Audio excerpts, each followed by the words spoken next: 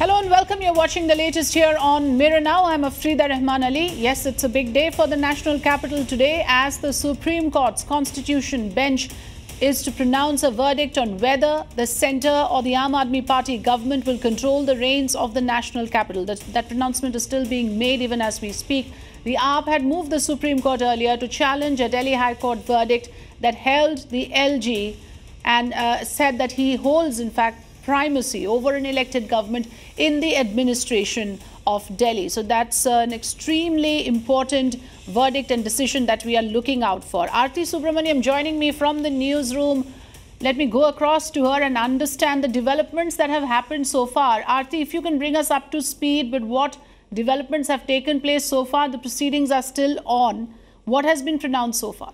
Well, Afrida, we've been given to understand that the Chief Justice has read out the majority part of his judgment and that his verdict, he was reading out the judgment of 3 specific judges. He was reading out the majority view comprising his own, Justice Kanlivalkar and Justice Sikri. We have Meenakshi joining us on the phone line. Meenakshi, what is the update from the court?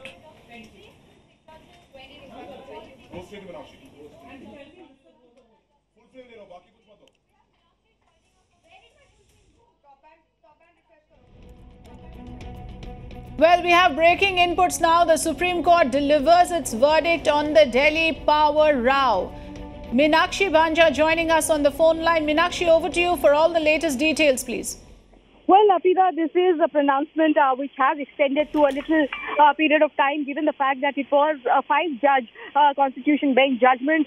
We heard earlier from the Honourable Chief Justice of India. Later, we have been able to fathom that portion that the Honourable Chief Justice of India was reading out from is, in fact, the majority view of the 5-judge bench. That means that 3 judges out of the 5 judges which comprise the Honourable Chief Justice of India, Honourable Justice A.K. Sikri, Honourable Justice Khanvilkar, subscribe to the view which was being read out by Honourable Chief Justice of India. And the view is this, Afrida, that the power and the interference of the LG has definitely been clipped. It has been reduced as per the Constitution bench pronouncement to restore the balance of power as it exists. Okay. This will be seen as a major reprieve for Kejriwal government, but there have been other observations from the judgment as well about how Delhi is unique in its character. It has a unique nature of its existence. Therefore, it cannot ever aspire to be a full-blown state. But Right. clearly, the attempt has been made by the Supreme Court Constitution bench to restore the balance of power. The Right. Aam Aadmi Party will be welcoming this judgment, Afrida. Yes. Of course, we will be having political reactions to it as the pronouncement gets completed. Because remember, because there are 5 judges, some of them have separately penned down the Meenakshi, if you can hear me, this is Aarti. Sorry to interrupt you. I just wanted to understand then, is it safe to say that the Supreme Court has made it clear that only the powers related to land, power and public order are with the LG, and in matters besides that, the LG has no independent powers of decision making? Is that fair to say? Absolutely, Aarti, you've hit the nail on its head. The LG's powers, or rather the grievances of the Aam Aadmi Party, have been addressed by way of this judgment. The restoration of balance of powers has happened. And you're absolutely correct. The majority view of the 5-judge bench has made it clear that with regards to land, public order, and another subject which you just referred to, Aarti, those are the exclusive domains of the union government. Right. Another point, Meenakshi, yes, that has been made as we are reading out parts of the judgment is that the concurrence of Lieutenant Governor Anil Baijal is not required on all matters. No authority should feel it has been lionized. Mutual respect is the key. That was a statement made by CJI Deepak Mishra concluding his reading on the long-drawn battle between the Delhi Chief Minister and Lieutenant Governor. So that also speaks volumes about what the court's opinion is on this matter.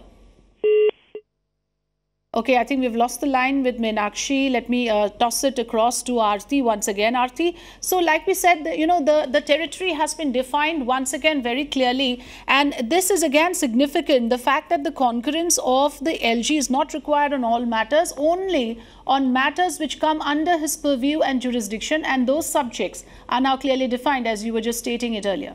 Afrida, I think we still have to read the fine print of these judgments that are going to be put out. The fine print of course, the Chief Justice's verdict. But we are given to understand that the Supreme Court has underlined that the powers of the LG are limited to matters concerning to land, police and public order, and in other matters it is the Delhi government that has the final say.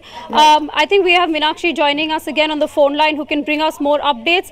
But yes, the process of consultation has been highlighted again. The Supreme Court and the Chief Justice has repeatedly emphasized all throughout that there is no room for absolutism, there is no room for anarchy, and the spirit of constitutional federalism must be maintained. So really this particular judgment probably bringing some clarity as to who runs Delhi and what are the powers, the division of power between the LG and the Delhi government. Right, and since Delhi, once again, the court has reiterated it cannot claim to be a full-blown state, so it has to stay within the constitutional limitations that comes with the status of being a union territory. That has been underlined once again, perhaps for the benefit of both the sides. Yes, the Chief Justice has said that the LG can't act independently unless the Constitution allows it, and the LG and the ministers have had to should settle the differences through dialogue and discussion, and the LG's role can't be obstructionist. We have Meenakshi joining us now. Meenakshi, just some clarity on what exactly the Chief Justice ruled as far as the division of labour is concerned between the LG and the Delhi government. Were there any specific red lines drawn? Okay, I'm giving graphics of what Well, Aarti, at the outset, this is a judgment which will be welcomed by the Aam Aadmi Party. They will claim it as a victory of sorts, given the fact that a lot of their arguments today have found resonance with the Constitution bench. The earlier occasion, it was the Honourable Chief Justice of India, Aarti, who began the pronouncement, reading out what we assumed that point in time was only his part. But later, it was clarified out of the 5 judges, the portion that Honourable Justice Deepak Mishra was reading from was the portion which was subscribed to by Honourable Justice Khanvilkar, Honourable Justice A.K. Sikri. So that makes it 3 of the judges out of the 5 subscribed to the point of view which was highlighted by Honourable Justice Deepak Mishra, and therefore, Aarti, that is the majority view of the 5-judge bench. And in pursuance of that, there were some very, very important points that the Supreme Court has today highlighted about what the makers of the Constitution really aspired for when this particular Article 239AA was introduced. And this will come as a piece of good news for Aam Aadmi Party, because the Supreme Court, by way of a majority opinion, today has gone ahead and restored the balance of power, so to speak. It has clearly held the fact that an elected government cannot be reduced to a mere cipher. It has again gone on to even highlight the aspects of how the Constitution makes for a consultative process. This is a collaborative federalism structure that we're talking about. There is no scope for being in an absolute position or for there being an anarchy, Aarti. And that apart, we are reading from the excerpts, because remember, as we speak, this is breaking news. The pronouncement is still underway. Honourable Justice D.Y. Chandrachud is reading from his part of the judgment, which he has separately penned, Aarti. You know, Meenakshi, what you have also highlighted, and that of course makes news, because you said that the LG's powers have also been curbed to a certain extent. Now, which are the portions in the judgment that indicate that? Because I was reading parts of it, and it says that the Lieutenant Governor Anil Baijal is bound to act by act and advice of the Council of Ministers. So that part is significant here, isn't it, Meenakshi?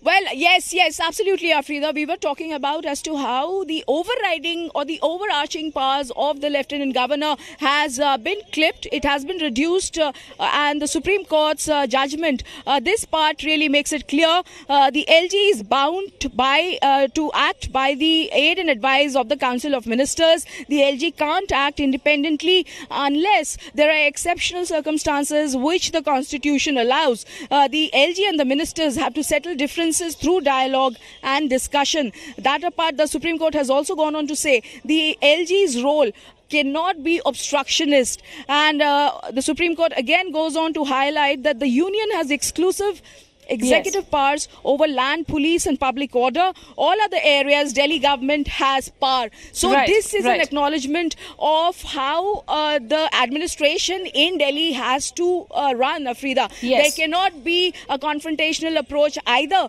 by the LG or by the Delhi government and its ministers. It has to be something where harmony has to be struck. Let us, for the benefit of our viewers, Meenakshi, once again highlight the important operative parts, because this is extremely significant, where the judgment has stated that the executive powers of the Legislative Assembly coexists with its legislative assembly, and also that coexists with its legislative powers. The executive and the legislative, I beg your pardon, coexist. That has been highlighted. The union government has exclusive power over land, police and public order. This is